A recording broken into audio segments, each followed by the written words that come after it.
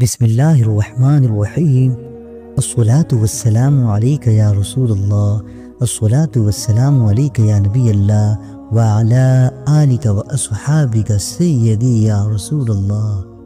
شب برات، عبادات اور غریبوں کی غمگساری۔ بزم دانش میں آپ ہر ماہ بدلتے حالات اور ابھرتے مسائل پر فکر و بصیرت سے لبریز نگارشات پڑھ رہے ہیں۔ ہم ارباب قلم، الصلاۃ والسلام علیک یا رسول اللہ۔ رب ذوالجلال نے امت محمدیہ کو خصوصی عظمتوں کی حامل کئی نورانی راتیں عطا فرمائی ہیں، جن میں عبادت، ریاضت، بخشش، مغفرت کا ذریعہ اور دنیاوی اخروی سعادتوں کے حصول کا باعث ہے۔ ان نورانی راتوں میں 15ویں شعبان کی رات کو خاص اہمیت حاصل ہے۔ اس شب کو شب برات کے نام سے جانا جاتا ہے۔ اس مبارک شب میں اللہ تبارک و تعالی اپنی رحمتوں اور برکتوں کا نزول فرماتا ہے۔ خدائے تعالی ملائکہ کرام کی جماعتوں کو دنیا میں بھیجتا ہے، اس لیے اس مبارک رات میں قرآن پاک کی تلاوت کرنی چاہیے، نوافل پڑھنا چاہیے، اپنے گناہوں سے تائب ہو کر بارگاہ خداوندی میں صدق و دل سے توبہ استغفار کرنا چاہیے۔ دوستو، پیارے پیارے سنی بھائیوں، پیارے پیارے مسلمانوں، شب برات کی فضیلت اور اہمیت ہم آپ کو بتانے جا رہے ہیں۔ حضرت امیر المؤمنین علی ابن ابی طالب کرم اللہ وجہ الکریم سے روایت ہے کہ رسول اللہ صلی اللہ علیہ وسلم نے فرمایا، جب شب برات آئے تو دن کو روزہ رکھو اور رات کو عبادت میں مشغول رہو کہ اللہ تعالیٰ غروب آفتاب کے وقت سے ہی آسمان دنیا پر تجلی خاص فرماتا ہے اور فرمان الہی ہوتا ہے، خبردار ہے کوئی مغفرت طلب کرنے والا کہ میں اسے بخش دوں، خبردار ہے کوئی رزق مانگنے والا کہ میں اس کو رزق عطا فرماؤں، ہے کوئی بیماری سے صحت چاہنے والا کہ میں اسے شفا بخشوں، ہے کوئی ایسا، یہ ندا طلوع فجر تک ہوتی رہتی ہے۔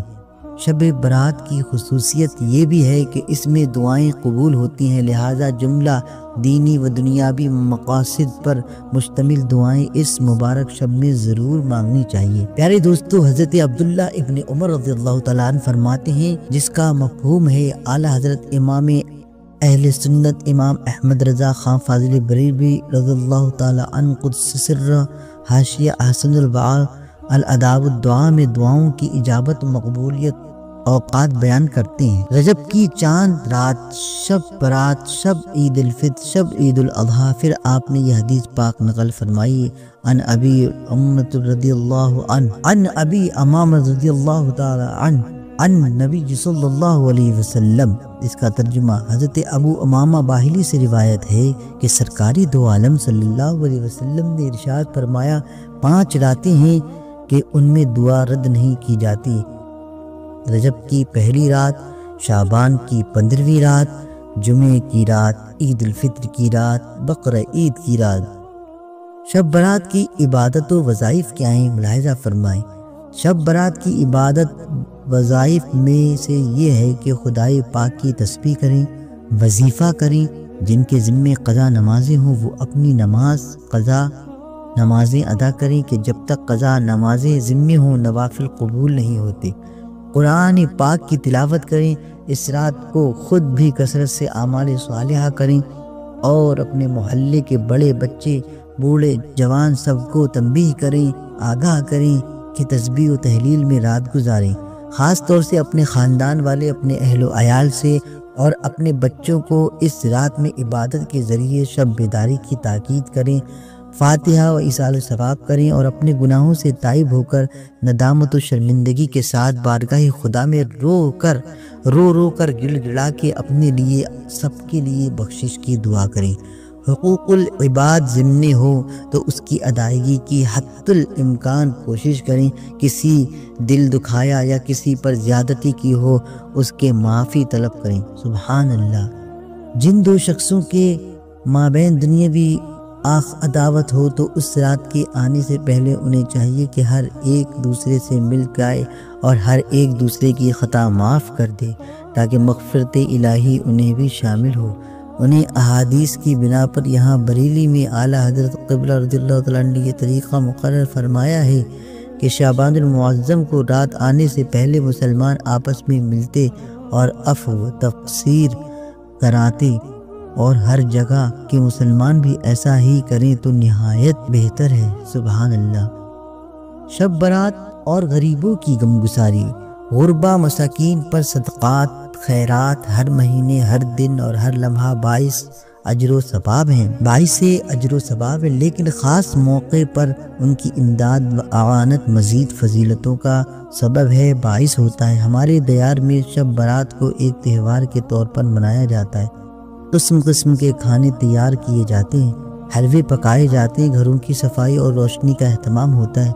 ایسے میں ہماری ذمہ داری بنتی ہے کہ ہم اس موقع پر اپنے سماج کے غریب مسلمانوں کی ضرورتوں کا بھی خیال رکھیں، حسب استطاعت ان کے لیے بھی اچھے کھانے کا انتظام کی کوشش کریں، تحائف کی شکل میں ان کی مالی امداد کریں، سماج کے چند غریبوں کو دعوت دے کر اپنے گھر اچھا کھانا کھلا دیں، ان کے بال بچوں کے لیے کچھ مٹھائیاں، حلوے اور دوسرے قسم کے کھانے کے سامان ضرور بھیج دیں، اپنی کمائی کا کچھ حصہ غریب بیمار افراد کے علاج کے لیے پیش کر دیں، ہاسپٹل میں جا کر غریب مریضوں کو پھل وغیرہ پیش کریں، ان کی مزاج پرسی کریں۔ یقیناً ہمارے ان اعمال سے نہ صرف یہ ہے کہ ہمیں اللہ تعالیٰ بے پناہ اجر و ثواب عطا فرمائے گا، بلکہ ایک اچھا سماج معاشرہ بھی تشکیل پائے گا۔ شب برات اور زیارت قبور ایصال ثواب، یہ بات احادیث اور اقوال سلف سے ثابت ہے کہ مسلمانوں کی روحیں ہر جمعے کو رات اور دن میں اپنے اپنے گھروں کو آتی ہیں اور دروازے کے پاس کھڑے ہو کر دردناک آواز میں پکارتی ہیں، اے میرے گھر والوں، اے میرے بچوں، ہم پر صدقہ سے مہربانی کرو، ہمیں یاد کرو، ہماری غریبی میں ہم پر ترس کھاؤ۔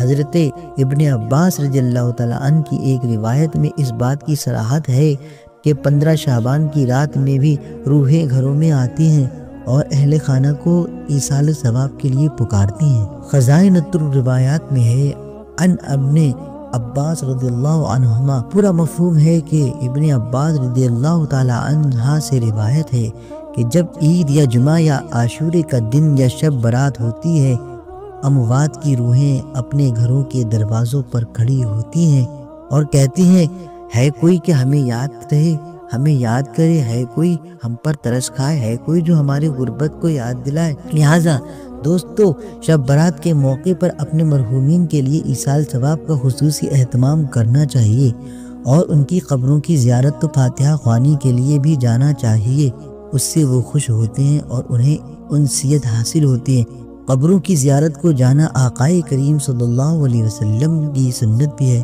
سرکار دو عالم صلی اللہ علیہ وسلم نے قبروں کی زیارت کی ہے اور اس کا حکم بھی دیا ہے، اس کے فوائد برکات بھی روشنی ڈالی ہے۔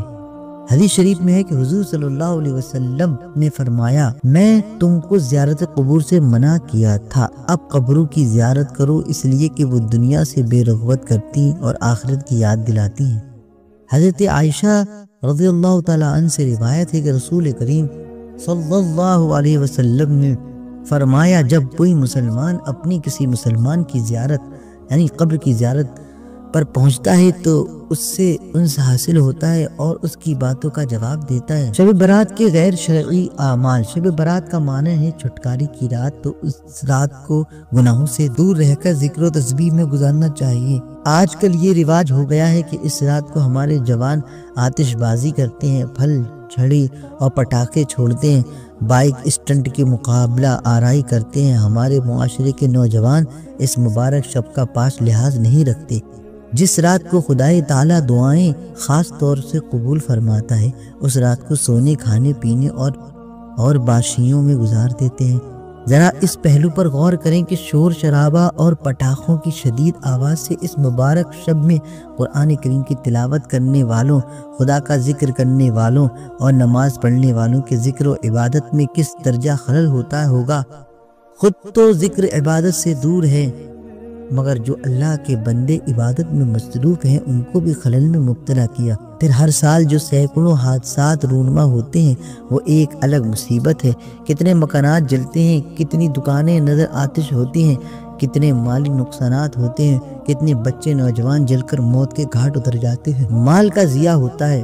حالانکہ ہمیں اپنے مال کی حفاظت کرنی چاہیے۔ بے راہ روی پر آمادہ ہمارے نوجوان خدا کا خوف کریں، شب برات جیسی مبارک رات میں فضول خرچی اور خرافات کے ذریعے آخرت کی تباہی کا سامان نہ کریں۔ اللہ تعالی ہمیں ہدایت پر گامزن فرمائے، آمین بجاہ سید المرسلین صلی اللہ تعالی علیہ وسلم۔